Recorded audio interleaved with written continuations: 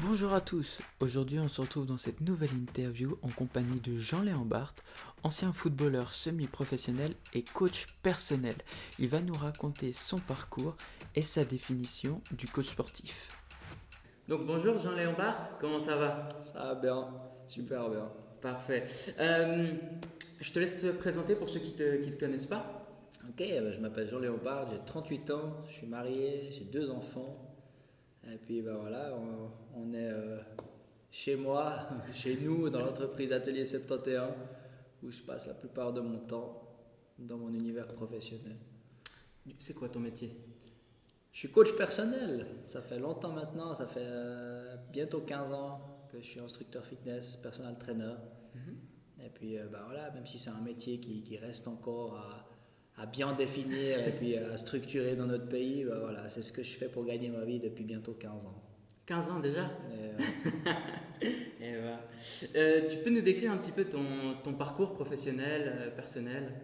ouais, euh, j'étais sportif pro, donc j'étais footballeur pro, plutôt semi-professionnel, donc j'avais un peu d'ambition à faire ce parcours-là, et puis pour des raisons de blessure, une reconversion précoce s'est présentée dans le milieu du fitness. Et puis, voilà, après avoir fait mes premières heures de surveillance de ça, j'ai décidé de prendre un cursus de formation dans une école certifiante. Puis voilà, c'était le début d'un parcours. J'ai eu la chance de faire partie d'une petite chaîne de fitness de la région dans lesquelles l'encadrement était vraiment top. Je fais la rencontre de personnes incroyables. Et puis mon associé d'aujourd'hui, qui est Clavier Kunzi, je l'ai rencontré là. Et puis voilà, on bosse ensemble depuis 15 ans et aujourd'hui, tout ce qui se passe dans ces murs-là viennent déjà d'il y a quelques années en arrière. Et puis je te raconterai la suite un peu après. C'est pas un peu la maladie, ça, des footballeurs? Blessure, reconversion? C'est pas la maladie du footballeur, c'est le parcours de beaucoup, au fait.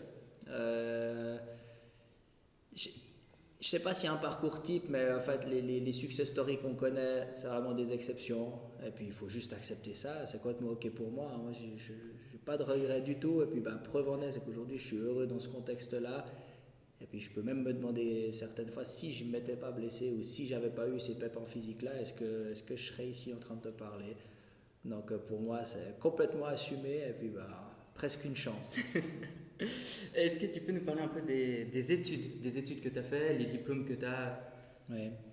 Ouais, aujourd'hui c'est un peu plus structuré que quand j'ai débuté moi, en tout cas dans ce pays, il y a des choses aujourd'hui qui se font. Comme je t'ai dit, au moment de faire ma reconversion, moi j'ai vraiment fait ces premiers diplômes, ces premiers papiers qui sont reconnus dans l'univers du fitness via cette école certifiante. Et puis j'ai pu très vite travailler surtout, donc ça c'était le top. Ensuite sur le terrain, je me suis fait pas mal de participation à des formations continues et puis à des choses qui ne sont pas certifiées, à des choses qui sont aussi dues un peu à la curiosité. Et puis tout ça m'a amené petit à petit à l'obtention de mon brevet fédéral en 2016, donc assez récemment du coup, mais voilà, c'était la suite logique. Donc ça c'est mon parcours comme celui de plein d'autres et puis en Suisse il y a tout qui reste à faire. Est-ce que tu dirais que l'expérience, elle se fait plutôt sur le terrain? Ça, je le dis, mais pas que dans notre métier. Ouais. Honnêtement, enfin, moi j'ai un dicton qui me plaît bien, c'est on n'engage pas quelqu'un sur ses compétences, parce que les compétences, il va les acquérir en travaillant. Donc on engage quelqu'un sur ses qualités humaines, sur son bagage, sur les choses pour lesquelles il est fait. Et puis je crois aujourd'hui que c'est plus que vrai dans notre métier. C'est l'humain qui est au cœur de tout ce qui se passe dans le coaching sportif. Ouais, je ne peux pas en dire beaucoup plus que ça, mais fatalement, c'est vraiment sur le terrain qu'on fait nos armes. Par contre, il est vrai qu'on est dans un système qui reconnaît le diplôme, qui reconnaît les qualifications, et on a besoin encore de mettre de la structure là-dedans. Puis c'est pour ça qu'aujourd'hui, je suis content que le CFC existe. Je suis content que des choses se fassent de manière un peu plus académique pour qu'on puisse trouver le bon compromis entre ces deux éléments. Tu as dit que tu avais fait, que tu allé dans une structure pour avoir un certificat, enfin des diplômes. C'était une structure qui était payante. Ouais. Oui, cette école-là, je l'ai payée. j'ai même été aidé par le chômage. Donc à la fin de mon dernier contrat de footballeur, j'ai été au chômage un petit moment.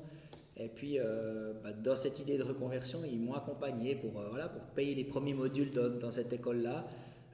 Ça peut paraître pas grand-chose, mais à ce moment-là, quand les chiffres sont exposés, c'est quand même assez conséquent pour un mec qui n'a pas tellement d'économie et puis de salaire, parce que c'était vraiment une carrière de second niveau, hein. C'était du semi-professionnalisme, donc j'ai jamais touché des milliers et des cents au foot non plus. Et puis voilà, il fallait bien démarrer, donc moi j'ai cru à tout ça. Et puis pour la petite histoire, je me souviens que mon conseiller au chômage de l'époque m'avait dit, quand je lui ai exposé mon projet, il m'avait dit on va se revoir bientôt. Aujourd'hui, je me réjouis de le revoir parce que je lui ferai un beau pied de nez et puis je suis content d'avoir cru à ce projet. L'organisme, c'était lequel? L'école, c'était FitzPro. Ouais. Donc aujourd'hui, je travaille encore un petit peu pour eux en tant que formateur et puis en tant qu'expert, donc je peux en parler, hein. Pour moi, c'est une super école de formation. Aujourd'hui, il y en a peu qui comprennent comme eux l'univers du fitness, l'univers de la remise en forme.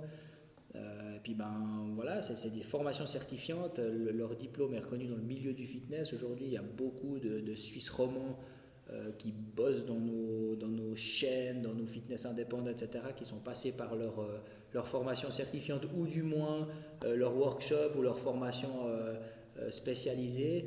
Et puis voilà, aujourd'hui, eux aussi, ils ont eu le mérite de croire dans ce monde en plein développement, en pleine effervescence. Et puis voilà, j'ai débuté par ce genre d'école qui me permettait de pouvoir faire des études en emploi. Et puis même si c'est allé vite, aujourd'hui, force est de constater que ce bagage-là m'a plus que servi et il me sert encore aujourd'hui. Est-ce que tu pourrais expliquer la différence entre justement cette structure-là et puis le CFC? Oui, bien sûr, je peux l'expliquer. Finalement, un est un organisme officiel et l'autre est un organisme certifiant ou du monde du privé. Donc c'est public versus privé. Aujourd'hui, le CFC, c'est le choix de 2 ados sur 3 dans son cursus post-obligatoire au niveau de la scolarité. Et puis, on y a intégré, il n'y a pas si longtemps que ça, le métier d'assistant en promotion de l'activité physique et de la santé. Et donc, c'est cette formule duale, moitié en entreprise, moitié à l'école. Aujourd'hui, c'est un certificat fédéral de capacité. Donc, toute la mise en place fédérale au niveau de la formation professionnelle est mise en place. Et puis, ça, c'est du solide, ça tient la route, c'est l'avenir. On a vraiment besoin de gens formés dans cet univers-là. Et puis, il y a depuis longtemps cette école, FitzPro, qui est là, qui permet d'acquérir un certain nombre de connaissances et de compétences en un temps très court, avec beaucoup de substances en un seul coup, qui fait arriver les élèves un peu en état de stress, mais qui doivent vraiment faire le job. Mais en même temps, ça permet de travailler en même temps qu'on fait ces études-là. Ça permet à certains qui ne peuvent pas se permettre de faire des études à plein temps, de pouvoir quand même avoir accès à ces jobs qui sont juste incroyables. Enfin, moi, j'y crois dur comme fer. C'est juste une autre manière d'aborder les choses. Donc, les formateurs sont très bons chez FITS, et puis les profs, bien évidemment, sont formés et certifiés au niveau de l'apprentissage. Et puis, un parcours court d'un côté avec un parcours un peu plus long de l'autre, un parcours validé par les principes d'une formation de qualité en Suisse, qui sont des modèles exportés dans le monde entier, versus un organisme privé qui propose quelque chose de très pertinent pour aller droit au but. Donc voilà, moi je suis plutôt le mec qui suit dans le compromis un petit peu tout le temps, puis qui dit qu'il y a la place pour tout le monde. Et puis je trouve des avantages aux 2 modes de formation. Est-ce que tu dirais qu'il y a est-ce qu'il y en a un quand même qui est un peu mieux ou pas du tout? C'est vraiment 50-50.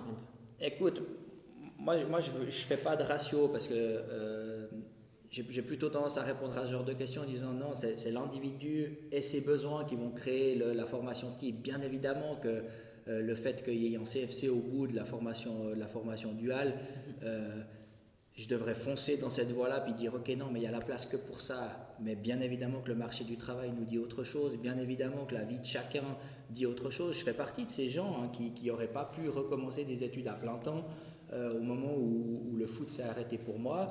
J'ai même envie de te dire que j'aurais fait ni l'un ni l'autre parce que je serais allé à l'université.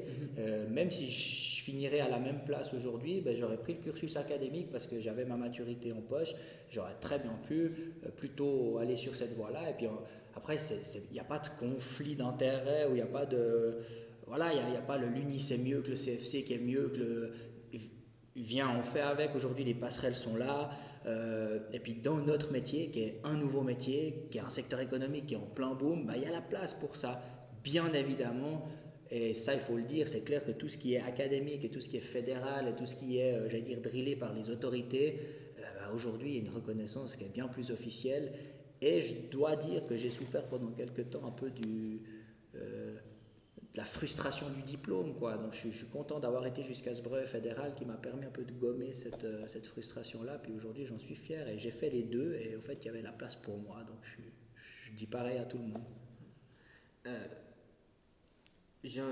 Moi, qui bosse aussi dans le fitness un peu plus généraliste, j'ai entendu souvent les gens ils disent ouais, mais FitsPro, c'est un diplôme un peu pour n'importe qui. C'est-à-dire, il est un peu plus facilement donné que quelqu'un qui ferait un CFC. Tu sais, je pourrais réagir à ce genre de phrase-là en décriant, en contre-argumentant, etc. Puis je ne suis pas d'accord de le faire parce qu'au fait, il n'y a rien qui est donné. Donc dans l'une ou dans l'autre, dans l'un ou dans l'autre des parcours que les gens vont faire, il va falloir bosser. C'est aborder ça d'une manière différente, au fait, qui va changer la donne. C'est comme je te disais tout à l'heure, moi j'étais obligé de passer par FitsPro parce que je n'avais pas d'autre moyen que de faire ça. Et surtout, le CFC n'existait pas. Donc voilà, j'avais une bonne raison de le faire. Et aujourd'hui, je suis très très content de l'avoir fait. Et puis je forme encore pour eux. Et je vois ces élèves bah voilà, qui sont dans des parcours un petit peu similaires aux miens, ou qui veulent faire un job un peu complémentaire à une activité qu'ils ont déjà. Voilà, c'est des formules qui fonctionnent bien pour certains profils et puis d'autres pour certains autres profils. Par moments, les âges aussi peuvent faire la différence. C'est clair qu'on se voit volontiers faire un CFC quand on est un peu plus jeune et puis tout d'un coup un peu moins quand on est un peu plus âgé. Souvent on a des responsabilités comme des enfants, comme une famille à charge et puis on ne peut pas tellement tout laisser de côté pendant 3 ans pour... Voilà, il y a tous ces parcours-là, Franck, on devra trouver des solutions. Moi ce que je suis content de voir aujourd'hui c'est que ce paysage il est ouvert, il exclut quasiment personne et puis après dire si l'un est mieux que l'autre, déjà je suis qui pour le dire, ça me concerne moi et que moi et puis ben, j'aime pas trop faire ça. Et puis la deuxième chose, dans les deux, il y a de la qualité. Et puis je crois que c'est plutôt ça qu'il faut dire. Dans les deux, il y a de la qualité. Après, le trajet, bien sûr, on pourra toujours dire, ouais, c'est un peu mieux, c'est un peu plus long, c'est un peu plus court, c'est un peu plus cher, c'est un peu plus... Mais aujourd'hui, le paysage est celui-ci, il y a la place pour tout ça. Dernière question par rapport à ça. Est-ce que tu penses qu'il faudrait peut-être un autre organisme que FitsPro? Parce que pour ceux qui savent pas, FitsPro c'est vraiment le leader en Suisse. Ils ont quasiment pas de concurrence à ce niveau-là. Est-ce que tu penses qu'il faudrait peut-être une autre entité? Écoute, moi, les connaissances de ce marché-là me font défaut. Hein. Je suis un peu au courant de ce qui se passe dans notre univers, mais pas particulièrement dans ce domaine de la formation du domaine privé. Je sais qu'il en existe d'autres. Hein. Et puis qui font un peu d'ombre, qui sont là pour déranger un peu, qui sont là pour aussi croire en leur projet. Donc de nouveau, si des choses existent, c'est qu'il y a des gens qui en ont le besoin et puis qui font appel à ces choses-là. Moi, je crois que notre métier doit être reconnu de plus en plus par la voie officielle. Et puis, tant que les organismes privés ont ces certifications qui passent par des labels qu'on connaît, qui qualifient bien les modèles de formation, on continue à cohabiter. De dire maintenant, ouais, il en faudrait un qui ferait plutôt le mix entre je sais pas quoi, les deux, etc. Oui, je peux dire ça. On en met un troisième un peu entre les deux, et puis au fait, on aurait tout ce qu'il faut. Mais pour moi, aujourd'hui, les deux fonctionnent bien, et en plus de ça, je pense que l'entente est assez bonne. Après, je ne sais pas s'il y a beaucoup d'échanges, mais je pense que dans le paysage du fitness aujourd'hui, les deux vont bien. Par rapport au métier de coach sportif, en Suisse, ce domaine n'est pas protégé. C'est-à-dire que n'importe qui peut un peu se proclamer coach sportif, etc. C'est quoi un peu ton avis sur ça? L'avis, j'en ai un très clairement posé. Donc là, je vais me permettre d'être très certainement un peu plus critique et objectif sur le sujet, parce que en plus, on est dans une période là, depuis une année avec ce Covid qui a créé un peu d'émergence de tout un tas de personnes qui conseillaient d'autres personnes à faire du sport d'une certaine manière. Les réseaux sociaux ont aidé bien évidemment à ceci à se faire un petit peu de publicité. Même si le domaine n'est pas protégé, aujourd'hui on est au balbutiement de tout ça. Vu que c'est un nouveau métier, ce sont des nouveaux métiers. Il n'y a pas que celui de personal trainer. Aujourd'hui, est-ce qu'on peut dire qu'un métier c'est être prof de cours collectif? Est-ce qu'on peut dire qu'un métier c'est instructeur fitness? Ben oui, c'est un job. Et aujourd'hui, l'État a décidé de dire que c'était un job. Donc on peut dire instructeur fitness, on peut dire assistant promotion de l'activité physique et de la santé. Avec le brevet fédéral, c'est spécialiste en promotion de l'activité physique et de la santé. Donc voilà, les choses sont dites. Maintenant, tu as raison de le dire, il n'y a rien qui est protégé. Mais qu'est-ce qui protège quoi? Parce qu'au fait, on pourrait très bien pratiquer sans être diplômé, que ce soit totalement transparent, mais quand même pratiquer, parce qu'il y a des gens qui aiment bien notre manière de travailler, et puis de dire, ok, viens, il m'aide, il est sérieux ce mec, et puis témoigne en notre faveur, puis le fait qu'il soit là, donne du crédit. Et on en est un peu dans cette zone grise, où il y a des gens, voilà, ok, moi je vais prendre soin de toi, je vais m'occuper de toi, je vais te faire avoir des résultats, et pourtant j'ai pas de diplôme. Mais n'empêche que si je bosse bien, qu'est-ce que mon client peut dire, et qu'est-ce que le témoin de ça va pouvoir dire d'autre, que ouais, au fait il est bon ce mec, ou alors ouais, il s'implique vraiment fort, et puis aujourd'hui il est cohérent, il a sa place dans ce métier. Nous on a envie de lui dire, allez, va travailler, va acquérir un diplôme ou une reconnaissance ou quelque chose qui peut t'aider juste à être reconnu, et puis au fait à gommer un petit peu tout ce qui reste comme cliché, tout ce qui reste comme bagage, comme lourd bagage à ôter de notre métier qui est aussi bourré tellement de clichés. Donc je dirais qu'avant de dire c'est ce parcours-là qui est mieux que l'autre, etc., je crois qu'il faut être transparent, honnête, faire son métier de manière assez éthique. Et puis, l'éthique, c'est assez important parce que du coup, il y a tout un tas de casseroles qu'il faut essayer d'enlever d'une image d'un métier qui entraîne encore beaucoup. Tu as parlé des réseaux sociaux. Depuis que j'ai obtenu moi mon CFC, je remarque quand même que on a un métier d'image. Et souvent, les personnes s'arrêtent à un physique pour se faire coacher. Si tu ne rentres pas dans certaines cases, les gens viendront peut-être moins facilement vers toi. D'accord? Tu as comme avis là-dessus? Écoute, moi j'en parle toutes les semaines ici, avec mes clients, avec mes collègues, avec des personnes avec qui je partage mon emploi du temps. Et puis à qui j'explique mon travail. C'est vrai, il y a ça, c'est là, mais en même temps, c'est loin d'être le seul métier, quoi. L'habit ne fait pas le moine, ça fonctionne un peu moins bien dans notre job, c'est vrai. Et puis en même temps, on a un rôle dans ces métiers-là qui est un rôle modèle. Donc oui, il y a une certaine part de crédibilité qui passe par l'image. Après, attention de nouveau à ne pas surutiliser cette image-là. Puis là aussi, l'amalgame entre les réseaux sociaux et puis l'image personnelle. Voilà. Moi, j'aime plutôt dire, ok, moi, je ne fais pas faire aux clients ce que je ne sais pas faire, par exemple. Si je ne sais pas le faire, il y a de fortes chances que je ne sache pas l'éduquer ou le coacher. Viens, je laisse ça à un collègue, à quelqu'un qui sait faire. Et puis, si j'arrive pas, moi, j'ai pas de peine à dire, ok, je ne sais pas faire. Donc, pour ça, je ne peux pas t'aider. Je crois que l'humilité là-dedans, elle est vraiment au premier plan. Par contre, oui, ça demande de s'entraîner. Oui, ça demande d'avoir une hygiène de vie qui est compatible avec les conseils qu'on va donner à nos clients. Oui, c'est important tout ça, c'est évident. Après, on est tous humains.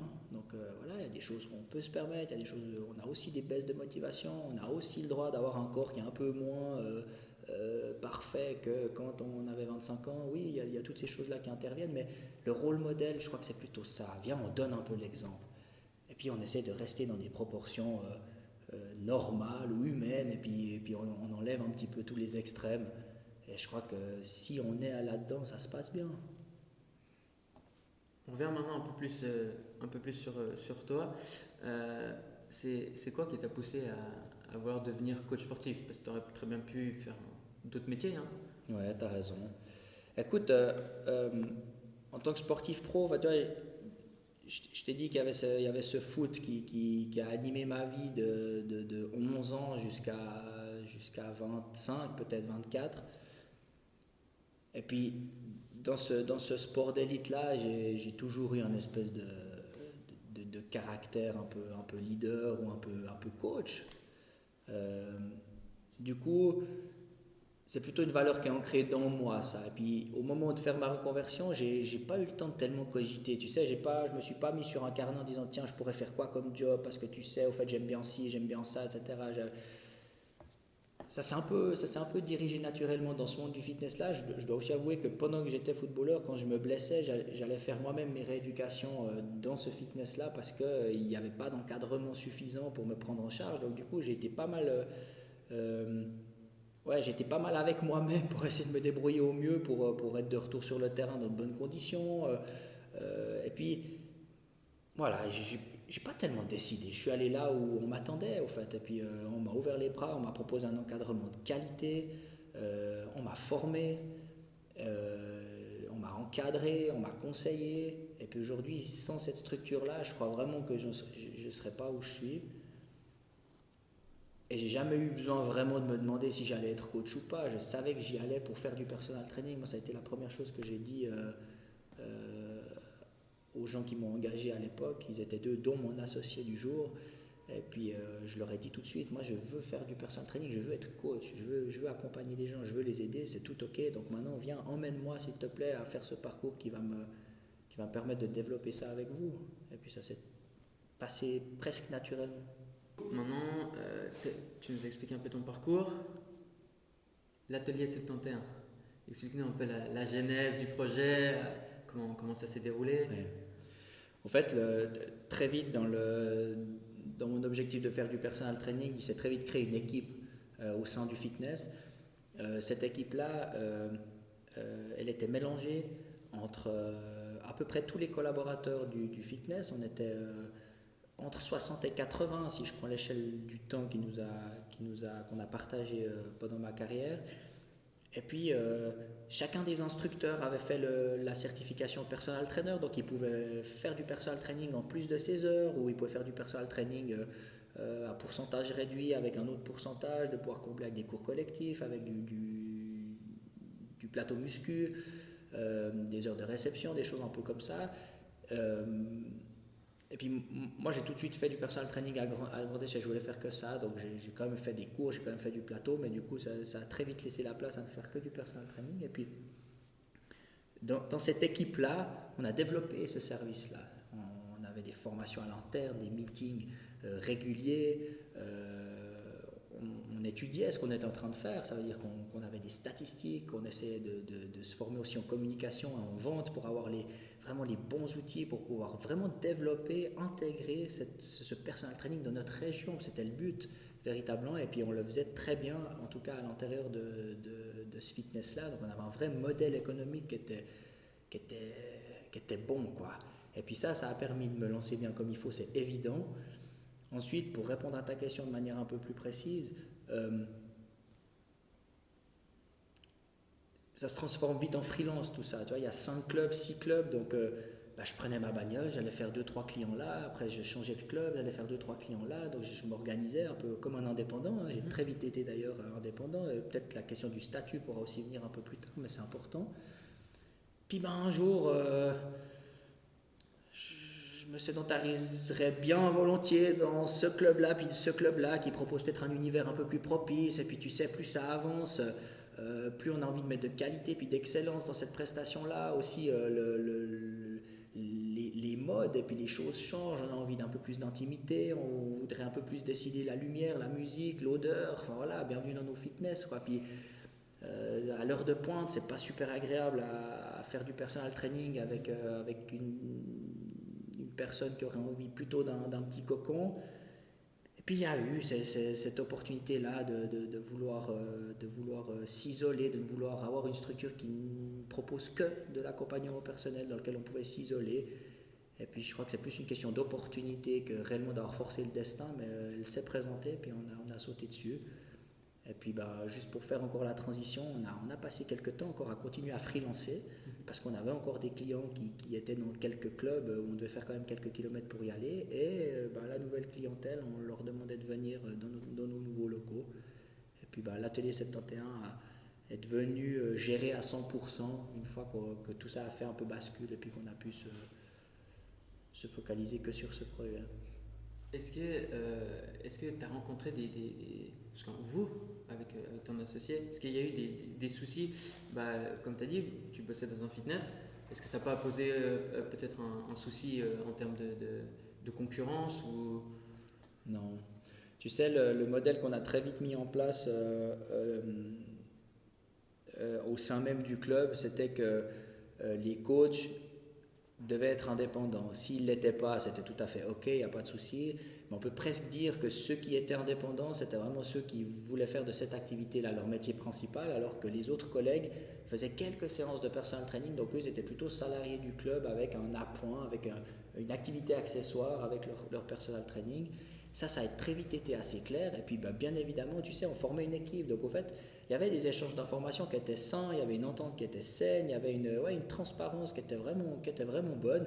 Puis, de nouveau, je te dis, tout ça, c'était chapeauté par mon associé du jour. Donc, aujourd'hui, lui, il a fait un boulot, mais tellement gigantesque pour manager ça et puis que tout se passe bien. L'entente, elle a toujours été nickel.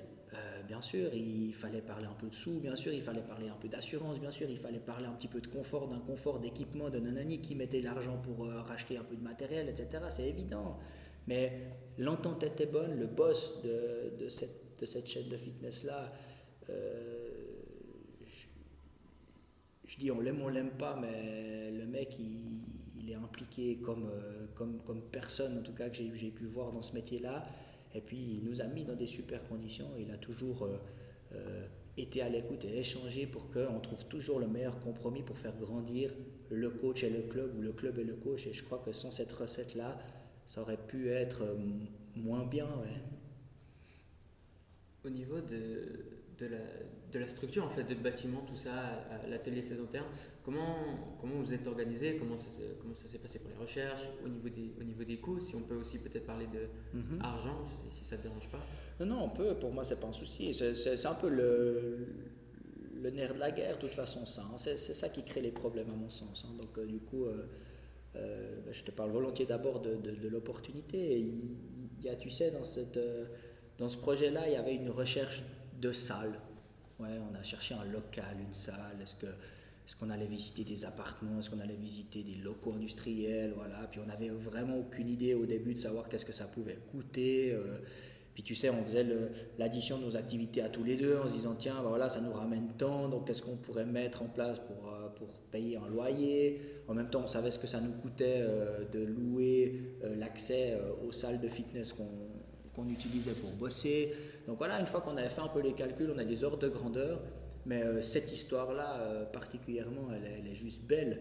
Et puis, c'est l'histoire d'une rencontre, donc c'est une cliente qui est la femme du propriétaire de ces locaux, qui nous a une fois dit que son mari avait de la place à disposition parce qu'elle a entendu parler de nos projets. Et puis, on a rencontré ce propriétaire-là, et il se trouve qu'après, c'est devenu aussi notre propriétaire à titre privé parce que je suis locataire dans sa maison, et puis mon associé aussi dans une autre maison. Voilà, c'est des belles histoires qui trouvent l'apogée dans le fait que, ce monsieur-là, qui est Michel Villard, est notre propriétaire à titre privé et professionnel. Donc, viens, on est chez nous, quoi. Et puis, il nous a mis vraiment dans des dispositions magnifique, il nous a aidé de la première minute où le projet a commencé jusqu'à sa finalisation, et encore aujourd'hui dans une période qui est difficile comme celle-ci aujourd'hui. Voilà, c'est des mecs qui sont à l'écoute, qui nous aident, qui nous font des fleurs énorme sur le plan financier quand c'est difficile de boucler avec ce Covid. Et puis, une histoire de rencontre ici. L'histoire, elle est belle du début à la fin. Donc, en fait, j'entends ta question quand tu me dis est-ce que vous avez rencontré des soucis. Viens, non, nous, on n'a pas essayé d'avoir des soucis puis de les résoudre. On a cherché à monter quelque chose de porteur et puis d'y aller parce qu'il fallait y aller. Et puis je crois que c'est ces signes-là qu'on doit aller chercher plutôt que se dire tiens, on est paré à toutes les mauvaises éventualités, alors on y va. Si on attend toujours, on n'y va jamais. Et puis voilà, il y a ces rencontres, c'est de croire un peu en quelque chose qui va se passer positif. Et puis bienvenue ici. En termes financiers, créer la structure, déjà quel statut vous avez choisi, et puis combien ça coûte d'avoir une structure comme ça, quoi. Ouais. Tu sais, je sais même pas si j'ai les chiffres exacts de ce que ça a coûté de s'équiper, et puis de ce que ça a coûté d'équiper la salle. On a cassé des murs, on a changé des choses. De nouveau, le propriétaire nous a aidés pour un certain nombre de choses. Donc, grosso modo, ça s'est passé un peu comme ça. Le matériel de base, on a fait avec ce qu'on avait. Donc, on n'a pas emprunté d'argent. La location courante de ce qui se fait, c'est un ordre de grandeur qu'il a fallu réfléchir en termes de volume d'activité. Et puis, les travaux, tout ce qui a été assaini pour qu'on puisse vivre un peu là-dedans, c'est finalement les dettes qu'on a pris depuis le début. Puis, il fallait que là aussi, ce soit cohérent. Et voilà, l'ordre de grandeur, c'est ça. Je crois qu'avant tout, ce qui nous met un peu en sécurité, c'est qu'on n'a pas d'argent dehors. On n'est jamais allé voir un organisme en disant voilà, on a besoin de temps parce qu'on aimerait monter ça avec ce business plan là, en disant vous savez, on va bosser ici, puis ici ça se passe pas bien. Voilà, tout ça, on est de nouveau un peu en dehors de ces choses là. Et puis on a été prudent là-dedans, on a fait avec nos moyens du bord. Et ce que j'aime bien dans ce projet là, c'est tu sais, c'est pas comme si tu as une surface vierge et tu en fais ce que tu veux. Là, on arrive, il y a ce qu'il y a et on fait avec. Et en fait, le on fait avec aujourd'hui, moi je suis un vrai partisan de cette philosophie-là parce que il n'y a pas la place au regret, il n'y a pas la place à ouais, mais si on faisait comme ça serait mieux. Et puis si on avait fait comme ça, nanani, viens, on avance. Aujourd'hui, nous, on se sent vraiment chez nous parce qu'on a pu, mois après mois, année après année, rajouter des choses, changer des choses, modifier des choses, améliorer des choses surtout. Et ça se passe bien. Ça fait combien d'années maintenant que l'aventure Atelier 71 ça a commencé? Alors, l'aventure de la création du projet, ça fait, je pense, 5 ans et demi. Donc, ça a commencé, je dirais, fin 2015, qu'on se mette bien dans le trend et puis qu'on sache qu'on veuille faire quelque chose ensemble. Mais on a ouvert la société le 1er janvier 2017. Et puis, c'est une société à responsabilité limitée. Donc, on a tenu vraiment à faire autre chose que d'être indépendant comme on pouvait l'être en tant que coach freelanceur, parce qu'on voulait sécuriser le tout. On est tous les deux pères de famille, on a un mode de vie qui nous a tout de suite dit viens, on se met en sécurité avec des vrais statuts. Alors ça coûte ce que ça coûte, ça demande des sacrifices que ça demande. On a dû apprendre aussi assez vite à gérer ce modèle-là ce qui est pas tout simple.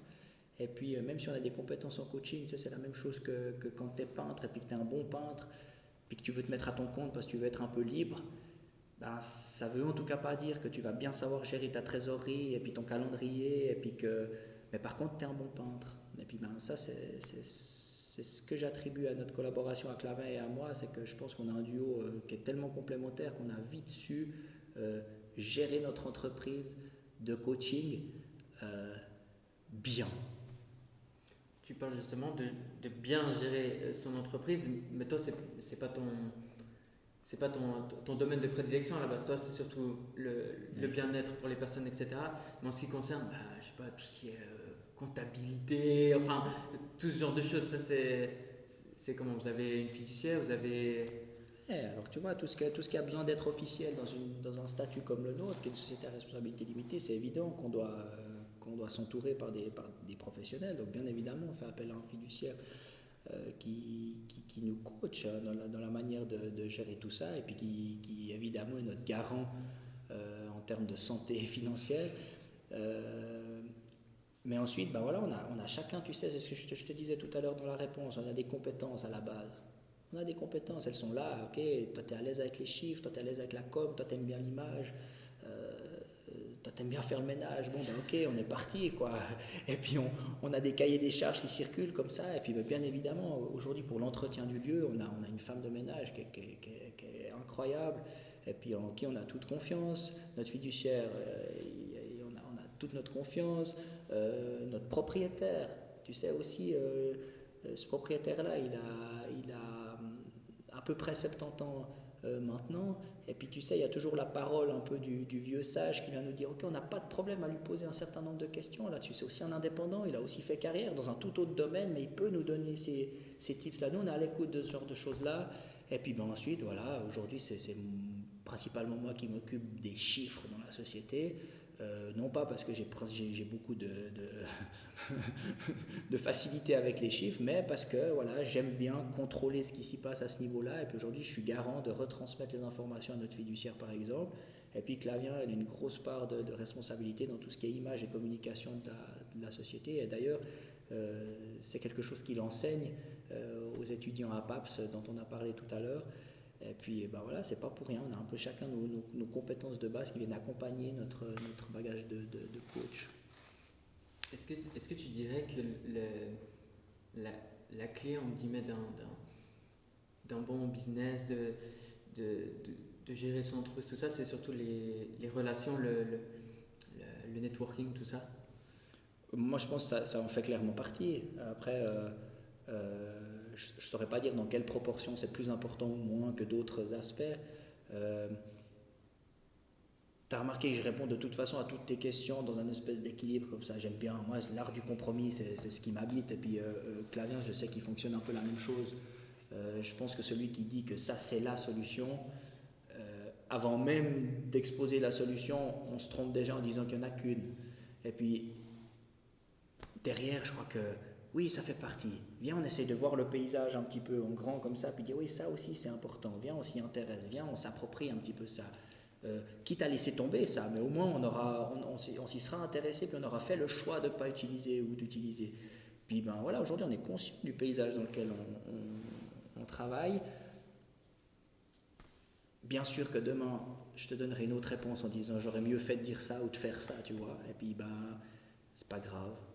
Tant que nos valeurs sont respectées dans le fait de ce qu'il faut avancer au quotidien, moi je suis assez ok. Tu nous as parlé de comment vous avez eu les premiers clients en bossant dans une chaîne de fitness, etc. Mais comment tu fais pour continuer à les fidéliser? Comment t'en amènes de nouveaux aussi?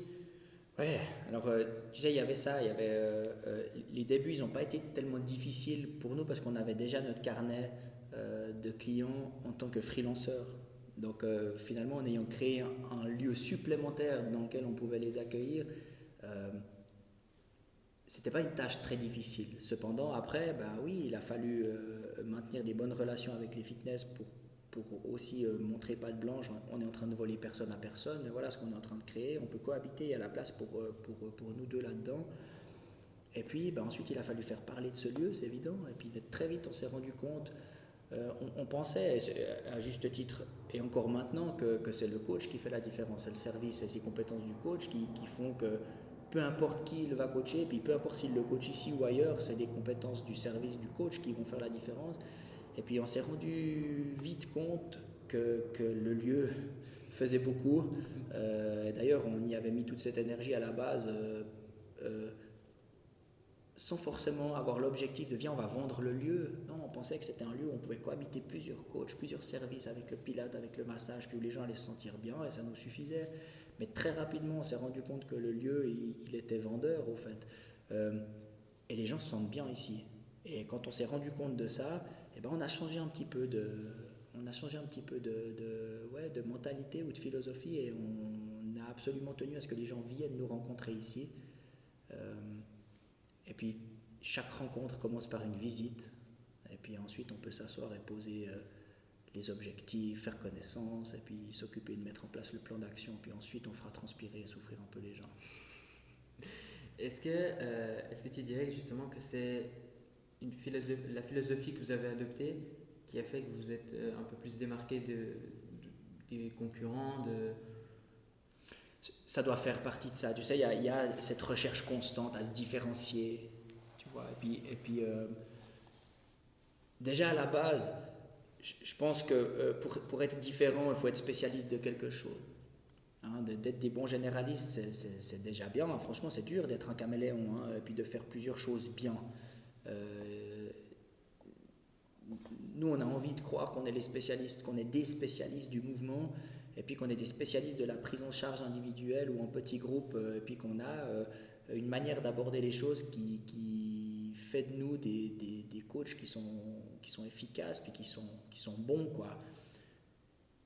Ensuite, au-delà des compétences, ce qui fait qu'on est différent ou pas, c'est qu'on est là depuis longtemps. Et de nouveau, je te répète que de passer l'échelle du temps, puis d'être toujours là. Et puis, il y a certaines personnes qu'on coach qui sont là depuis le début. Et puis, je ne te parle pas du début de l'atelier 71, je te parle du début de ma carrière de coach, tu vois. Avec Clavien, c'est la même chose. Les gens sont là, certains, depuis 10, 12, 13, 14 ans. Aujourd'hui, on coach encore ces personnes-là. Alors nous, tu nous posais la question il y a 10 ans, jamais on n'aurait pensé ça possible. Aujourd'hui, on remercie ces gens-là qui sont là, parce que sans eux, tu penses bien que je ne pourrais pas avoir ce genre de réponse un peu confiante, mais c'est beau, quoi. Et ça veut sûrement dire qu'on fait du bon travail, puis qu'on a convenu à ces gens-là. Et puis si tu commences à compter combien sont ces personnes, tu te dis, ok, je crois qu'aujourd'hui, j'ai le droit d'avoir confiance dans mes compétences et dans ce qui fait de moi un bon personal trainer aujourd'hui. Et on garde en même temps en équilibre l'humilité de se dire ok, non, je dois encore bosser, j'ai besoin encore d'améliorer des choses, j'ai besoin de me remettre en question, j'ai besoin d'accompagner aussi ce qui se passe dans le paysage du fitness, dans le paysage social. Aujourd'hui, cette année qui vient de se passer, elle nous a à tous en tout cas enseigné qu'il fallait être capable de changer d'angle de vision pour telle ou telle chose, parce que sinon ça ne pouvait pas se passer de manière sereine. Et puis nous, on recherche ça tout le temps. Est-ce qu'on est vraiment différent? Puis est-ce que différent, ça veut dire meilleur ou moins bon? Bien, on ne rentre pas là-dedans. On fait le job, on se lève le matin avec le plaisir d'aller accompagner des gens à atteindre leurs objectifs, à être des meilleures versions d'eux-mêmes. Ça, j'aime bien dire. Et puis j'adore ça. Comment vous avez vécu justement principalement l'année 2020 justement avec le Covid, comment vous avez fait pour continuer à travailler en fait? Ouais. Tu sais, quand l'implication elle est basée sur on aide les gens à être en meilleure santé, à avoir moins mal, à être en meilleure forme, à mieux s'accepter, à avoir une meilleure image d'eux-mêmes, une meilleure confiance, etc. C'est finalement ce qui caractérise notre métier. Quand ça, on l'enlève, et puis qu'on dit, j'ai pas dit qui a dit, hein, je suis pas du tout en train d'être offensif envers quelqu'un, mais qu'on dit que c'est moins essentiel qu'une autre chose, moi ça me fâche un peu. En même temps, je comprends bien ce qui se passe au niveau sanitaire, puis je suis pas complotiste ou je suis vraiment pas anti-système, mais voilà, pour moi il y a des choses qui sont complètement incohérentes. Et puis notre job aujourd'hui, il est franchement facilement identifiable, quoi. Les distances, la fréquence, le nombre de passages, le traçage, la connaissance de l'individu, les différents échanges, c'est tellement simple ici que j'ai un peu de peine à concevoir qu'on nous empêche de travailler. Et puis en même temps, je refuse qu'on m'en empêche, donc je trouve des solutions. Avec Clavien, on est tous les jours sur des solutions, on va dehors et puis on se rend compte qu'il y a des bonnes surprises aussi avec des gens qui nous disent qu'ils aiment aller dehors, alors que toutes ces années ils étaient dedans. Et puis il y en a même qui nous disent qu'ils ne veulent plus jamais rentrer. Donc ouais, on va s'acclimater à ces choses-là. Ça nous a aussi ouvert les yeux sur l'importance de la digitalisation. Très certainement un domaine dans lequel on avait pris quand même pas mal de retard.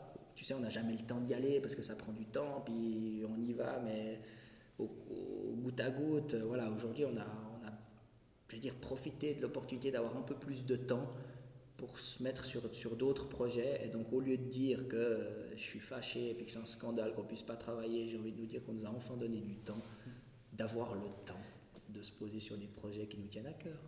Donc, tu dirais qu'au final, pas le Covid, mais le confinement, ne plus pouvoir travailler en soi, ça a quand même été bénéfique pour au final Je dis pas ça, mais je dis juste que c'est dans notre nature et puis dans notre philosophie que de prendre les événements avec un poil de recul pour pouvoir provoquer quelque chose de positif plutôt que s'apitoyer sur son sort, etc. Puis de nouveau, et je suis sûr que Clavion dirait la même chose, par rapport à d'autres, on est loin d'être à plaindre. Et moi, je pense plutôt à eux, quoi. Quand je parle des choses qui sont mauvaises pour le Covid, ben voilà, je pense à plein d'autres gens, mais pas à nous, c'est évident. Pour rentrer dans l'aspect un peu plus d'entreprendre, donc tu as été indépendant, ensuite il y a eu le projet Atelier 71. C'est quoi pour toi les aptitudes à avoir? Écoute, sur le plan des aptitudes, je ne peux pas donner je peux pas donner de conseils à quelqu'un. Moi, je dis juste qu'à la base, il faut quand même imaginer quelque chose. Ensuite, il faut quand même croire en quelque chose, en ce quelque chose. Ensuite, il faut très certainement le rendre réaliste ou réalisable, oser, quoi. Et puis ensuite, c'est ce que je t'ai un peu répondu avant, faut le faire durer. C'est ça, entreprendre. Et puis peut-être qu'il y en a d'autres qui rajouteraient, oh, puis du coup, il faut encore se réinventer, puis encore se réinventer, mais une chose est sûre, c'est que moi, je suis complètement intolérant au stress. Donc je te dis que de systématiquement avoir de nouvelles idées à mettre en place et puis devenir un fou de je refais, je réinvente, je refais, je me casse la gueule, je rebondis, etc., c'est pas ma nature. J'ai besoin de trouver de nouveau un équilibre entre, ok, ça c'est mon projet, je veux l'entreprendre. Aujourd'hui, je suis avec un associé qui a la même philosophie que moi. On est complètement complémentaires. Et puis on a ce même besoin d'être dans un sens assez stable, assez sécurisé. Et puis dans l'autre sens, viens on avance, viens on crée, viens on entreprend un petit peu plus. Et donc, ouais, je crois que imaginer, y croire, oser, et puis ensuite faire le nécessaire pour que ça dure, c'est ma vision un peu de l'entrepreneuriat. Ouais. Dirais quoi à un jeune, entre guillemets, qui aimerait se lancer soit dans le métier de coach sportif ou tout simplement qui aimerait entreprendre quelque chose, un projet qui lui tient à cœur? Tu sais, pour répondre à ce genre de questions, là aussi, bien sûr, je pourrais avoir les conseils du vieux ou bien du mec qui, soi-disant, réussit quelque chose. Déjà, le concept de réussite, moi, il faut encore un peu me l'expliquer, je ne suis pas sûr de l'avoir totalement compris, ou en tout cas, ça dépend tellement de l'angle de vision par lequel on le voit. Aujourd'hui, il y a des valeurs par lesquelles je suis plus d'accord de le voir. L'argent, la popularité, les témoignages surfaits, etc. Ou la mise en lumière soudaine, moi c'est des choses, voilà, j'aime et c'est normal, puis c'est une question d'ego aussi, et puis ça fonctionne assez bien, mais si on revenait un tout petit peu aux valeurs un peu profondes, au fait, ce que je dirais moi, j'ai 38 ans, je ne suis pas vraiment vieux, mais ce que je dirais à un jeune qui veut se lancer là-dedans, c'est sûrement, puis même dans d'autres projets, c'est de nouveau, oui, calcule, oui, fais ton plan, oui, fais ton business plan, pense à être visionnaire, pense à être sûr puis tu réfléchis tout bien, et puis une fois seulement que ton projet est bien ficelé, et ben tu te lances. Je suis en tout cas sûr qu'il n'y a jamais personne qui se lance parce que jamais rien n'est bien ficelé, jamais rien n'est bien étudié, il y a toujours les surprises, il y a toujours des faux frais, il y a toujours voilà. Donc, oui, un petit peu de ce contrôle-là qu'on doit avoir, mais derrière, il faut qu'il se passe quelque chose ici, il faut qu'à un moment donné, il faut y croire, et à un moment donné, il faut avoir de l'enthousiasme, et à un moment donné, il faut des fois prendre un coup de pied au cul, des fois, il faut se casser la gueule, voilà, il y a des choses, des déclencheurs qui sont bien au-delà de la mesure, et puis, voilà, c'est pas un vrai conseil, mais trouve un petit peu cet équilibre entre les deux, mais quand ça commence à gargouiller un peu là, c'est le moment d'y aller, et puis peut-être qu'on ne peut pas y aller comme on voudrait, mais on y va. Ou alors on va faire quelque chose qui va nous permettre d'avancer, en tout cas d'un petit bout. Finalement, en fait, ce que tu viens de me dire, c'est exactement ce que tu as dit un peu plus tôt sur le fait que quand vous avez eu ça, vous avez fait avec ce que vous aviez, et après, au fur et à mesure, on affine, on fait son mieux. Tu as raison de dire ça, c'est de nouveau une question d'équilibre. Bien sûr que si aujourd'hui tu mets une page blanche et puis tu me dis ok les gars, carte blanche, vous refaites un nouveau projet, toujours dans le même domaine, et puis maintenant vous faites tout comme vous voulez. C'est évident qu'il y a plein de choses qui vont changer. Mais j'ai la garantie aujourd'hui, la certitude profonde aujourd'hui, et je mets la parole de Clavien aussi là-dedans, je suis sûr qu'on refait aussi un tas de choses pareil, parce que on est OK avec nos valeurs, on est OK avec notre ressenti, on est OK avec le kiff qu'on prend de se lever et puis de venir le matin au job. Et puis surtout, on est OK avec ces échanges, ces partages humains qu'on a. On est OK de partager des bouts de vie avec certaines personnes. On est OK de voir les changements que nos conseils ont sur leur mode de vie et puis sur leurs conditions physiques, sur leur mental, sur leur humeur.